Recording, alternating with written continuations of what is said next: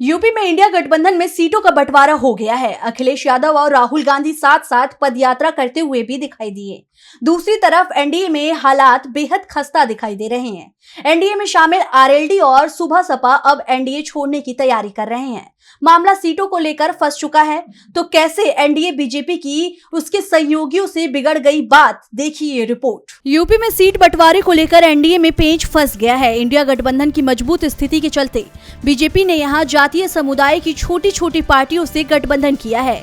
अपना दल S, Nishad party, सुलेहदेव Bharatiya Samaj party और आरएलडी के साथ बीजेपी ने गठबंधन किया।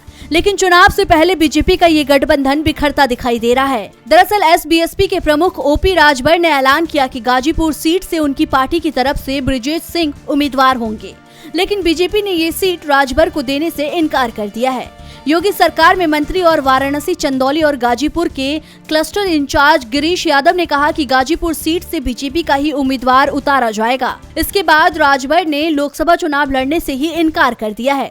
ऐसे में ये सवाल उठने लगा है कि गाजीपुर सीट अगर राजभर को नहीं मिलती तो क्या उनकी पार्टी एसबीएसपी बीजेपी के साथ गठबंधन तोड़ देगी। वैसे राजभर की ओर से गाजीपुर सहित कम से कम 3 सीट यूपी में और 2 सीट बिहार में मांगी गई है, लेकिन बीजेपी की ओर से संकेत मिल रहे हैं कि एसबीएसपी को सिर्फ 1 सीट यूपी में ही देगी। ऐसे में क्या राजभर दूसरी पार्टियों की तरफ गठबंधन की राह तलाशने में भी जुट गए हैं। राजभर और जयंत अगर पाला बदलते हैं तो ये बीजेपी के लिए करारा झटका माना जाएगा। डीवी लाइव की रिपोर्ट।